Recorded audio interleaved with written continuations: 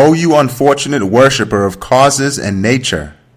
Since the nature of each thing, like all things, is created, for it is full of art, and is being constantly renewed, and, like the effect, the apparent cause of each thing is also created, and since for each thing to exist, there is need for much equipment and many tools, there must exist a possessor of absolute power who creates the nature and brings the cause into existence.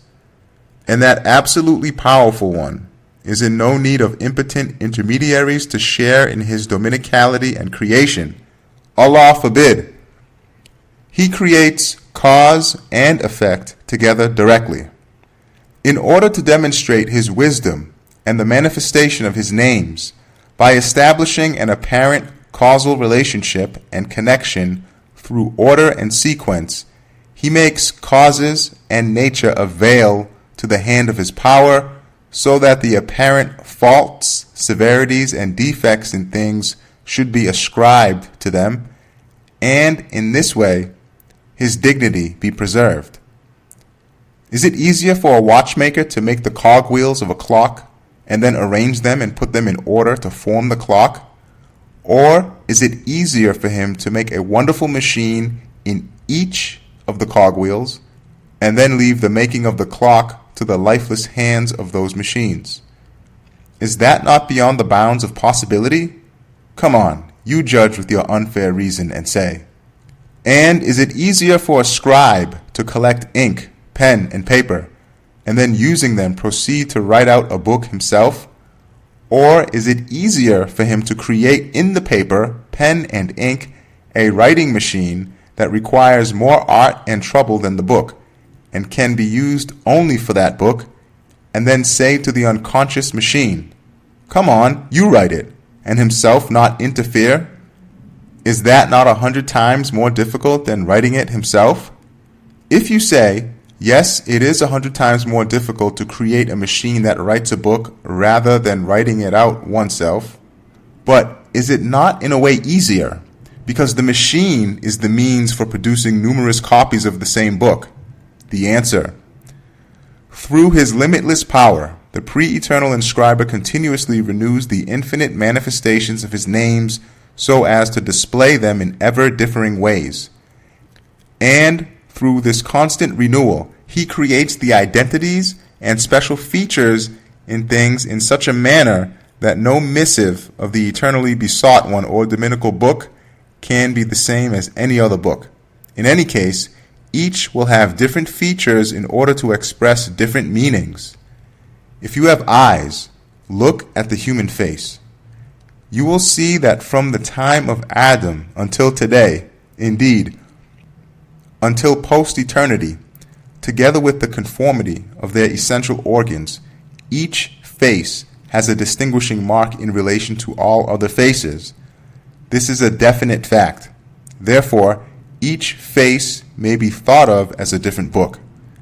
Only for the artwork to be set out, different writing sets, arrangements, and compositions are required. And in order to both collect and situate the materials, and to include everything necessary for the existence of each, a completely different workshop will be required. Now, knowing it to be impossible, we thought of nature as a printing press. But apart from the composition and printing which concern the printing press, that is, setting up the type in a specific order, the substances that form an animate being's body, the creation of which is 100 times more difficult than that of the composition and ordering, must be created in specific proportions and particular order, brought from the furthest corners of the cosmos, and placed in the hands of the printing press. But in order to do all these things, there is still need for the power and will of the absolutely powerful one, who creates the printing press. That is to say, this hypothesis of the printing press is a totally meaningless superstition. Thus, like these comparisons of the clock and the book, the all-glorious Maker, who is powerful over all things, has created causes, and so too does he create the effects.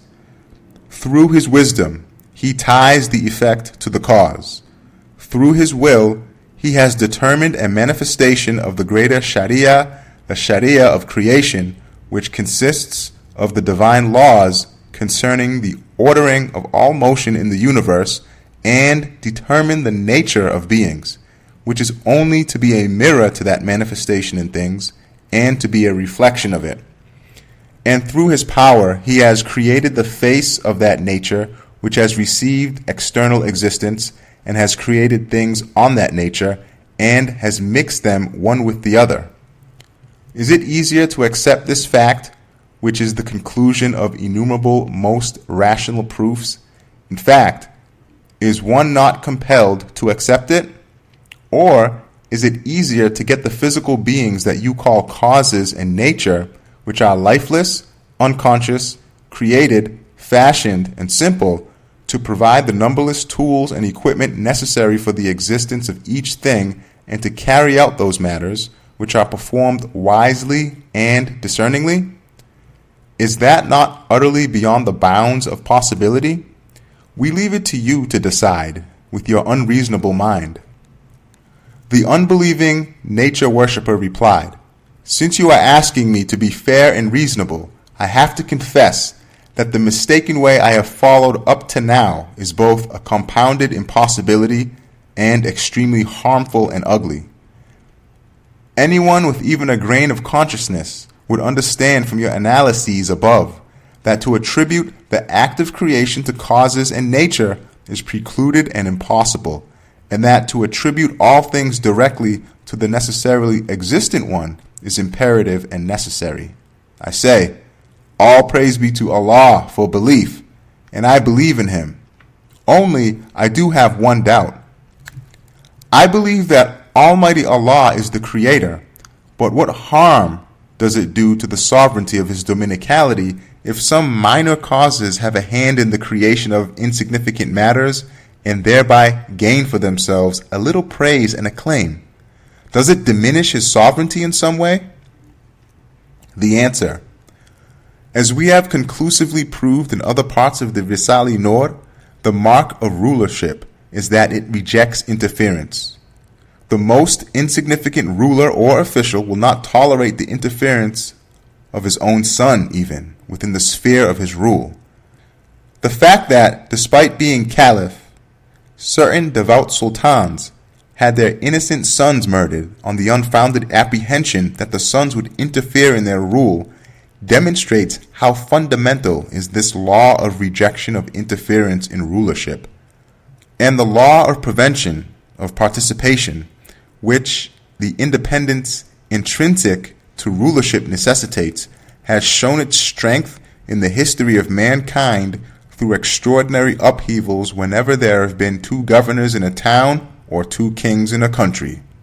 Thus, if the sense of rulership and sovereignty, which is a mere shadow in human beings who are impotent and in need of assistance, rejects interference to this degree, prevents the intervention of others, does not accept participation in its sovereignty, and seeks to preserve the independence of its position so jealously, then, if you can, compare this with an all-glorious one whose absolute sovereignty is at the degree of dominicality, whose absolute rulership at the degree of divinity, absolute independence at the degree of oneness, and absolute lack of need at the degree of absolute power, and understand what a necessary requirement and inevitable necessity of that rulership is this rejection of interference, prevention of participation, and repulsion of partners.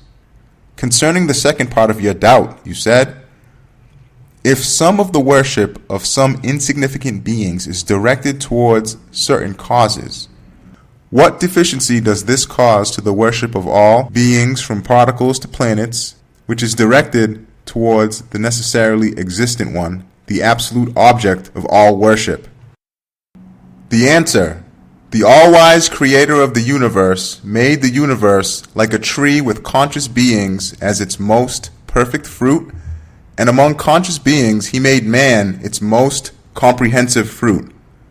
And man's most important fruit, indeed, the result of his creation, the aim of his nature, and the fruit of his life are his thanks and worship.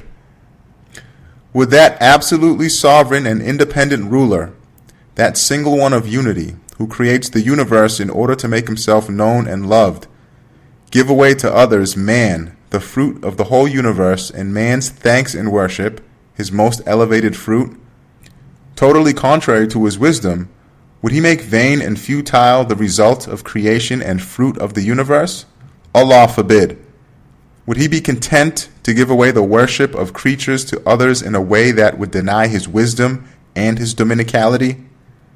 And although he demonstrates through his actions that he wishes to make himself known and loved to an unlimited degree, would he cause his most perfect creatures to forget him by handing over to causes their thanks and gratitude, love and worship, and cause them to deny the exalted purposes in the universe? O friend who has given up the worship of nature, now it is for you to say. To which he replied, all praise be to Allah, these two doubts of mine have now been resolved. And your two proofs concerning divine unity, which demonstrate that the only true object of worship is He, and that nothing other than He is worthy of worship, are so brilliant and powerful that to deny them would require as much arrogance as to deny the sun and the day. Conclusion. The person who gave up atheistic naturalism and came to believe said, all praise be to Allah, I no longer have any doubts, but there are still a few questions about which I am curious. First question. We hear many lazy people and those who neglect the 5 daily prayers ask, what need has Allah Almighty of our worship, that in the Quran He severely and insistently reproves those who give up worship and threatens them with such a fearsome punishment as hell? How is it in keeping with the style of the Quran, which is moderate, mild, and fair, to demonstrate the ultimate severity towards an insignificant minor fault? The answer: Allah Almighty has no need of your worship, nor indeed of anything else. It is you who needs to worship. For in truth you are sick.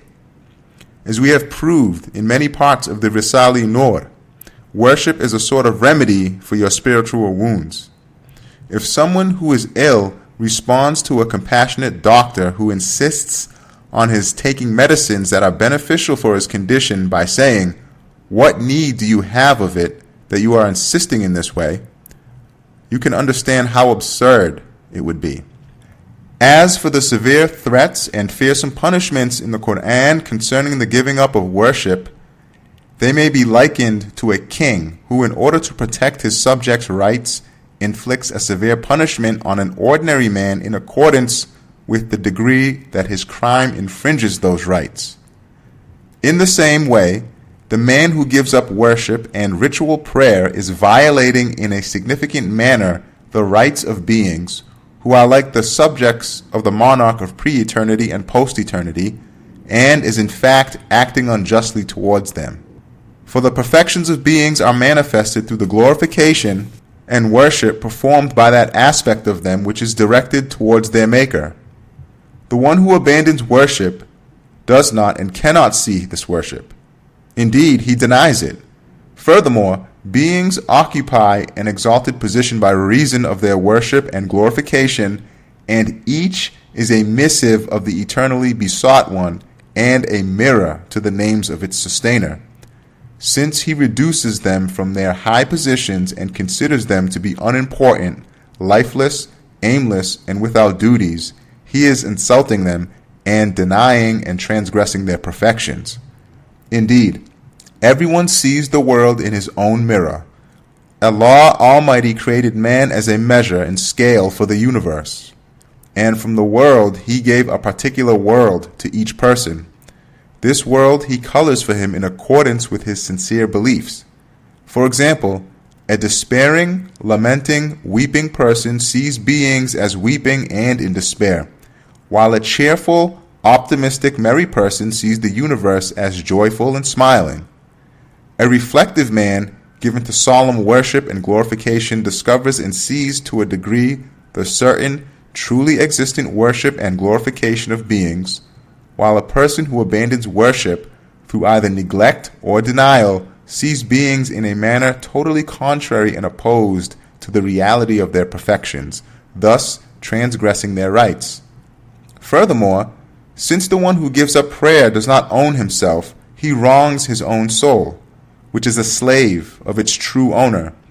His owner delivers awesome threats in order to protect his slave's rights from his evil commanding soul. Also, since he has given up worship, which is the result of his creation and the aim of his nature, it is like an act of aggression against divine wisdom and dominical will, and he therefore receives punishment. In short, the abandoner of worship both wrongs his own soul, which is the slave and totally owned property of Almighty Allah, and wrongs and transgresses the rights of the perfections of the universe. Certainly, just as unbelief is an insult to beings, so is the abandonment of worship a denial of the universe's perfections. And since it is an act of aggression against divine wisdom, it is deserving of awesome threats and severe punishment. Thus, it is to express this deservedness and the above facts that the Quran of miraculous exposition chooses in a miraculous way that severe style, which, in complete conformity with the principles of eloquence, corresponds to the requirements of the situation. Second question. The person who had given up naturalism and come to believe next asked, "It is indeed a vast truth that each being is dependent on divine will and dominical power in every aspect, in all of its functions, qualities, and actions. By reason of this vastness, our narrow minds cannot comprehend it. However, the infinite abundance that we see around us and the boundless ease in the creation and formation of things, and the infinite ease and facility in the way of unity, which was established through your proofs above, and the infinite ease that verses of the Quran like the following clearly demonstrate and expound. Your creation and resurrection is as a single soul, and the matter of the hour shall be but as the twinkling of the eye, or even closer. Show this mighty truth to be a matter that is most acceptable and rational. What is the wisdom and secret of this ease?" The answer: this matter was elucidated in a most clear, decisive, and convincing fashion in the explanation of, "And he is powerful over all things," which forms the 10th phrase of the 20th letter. In particular, it was demonstrated even more clearly in the addendum to that letter that when attributed to the single maker, all beings become as easy as a single being. If they are not attributed to that single one of unity, the creation of a single creature becomes as difficult as that of all beings, and a seed as problematical as a tree. When they are ascribed to their true maker, the universe becomes as easy and trouble-free as a tree as easy as a seed, paradise as easy as the spring, and the spring as easy as a flower. We shall now point out briefly one or two evidences that have been explained in detail in other parts of the Risale-i Nur, out of the hundreds which explain the underlying reasons for and instances of wisdom in the conspicuous, boundless abundance and profusion of beings, the ease of the great number of individuals in each species, and the fact that well-ordered, artistically fashioned and valuable beings come into existence with immense speed and ease. For example, if the command of 100 soldiers is given to one officer, it is 100 times easier than if the command of one soldier is given to 100 officers. And if to equip an army it is assigned to one headquarters, one law, one factory, and the command of one king, it quite simply becomes as easy as equipping a single soldier. In the same way, if to equip one soldier it is referred to numerous headquarters, numerous factories, and numerous commanders, it becomes as difficult as equipping an army.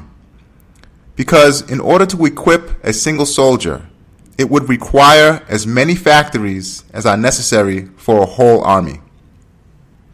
Again, since by reason of the mystery of unity, The vital necessities of a tree are provided through one root, one center, and according to one law. It produces thousands of fruits as easily as a single fruit.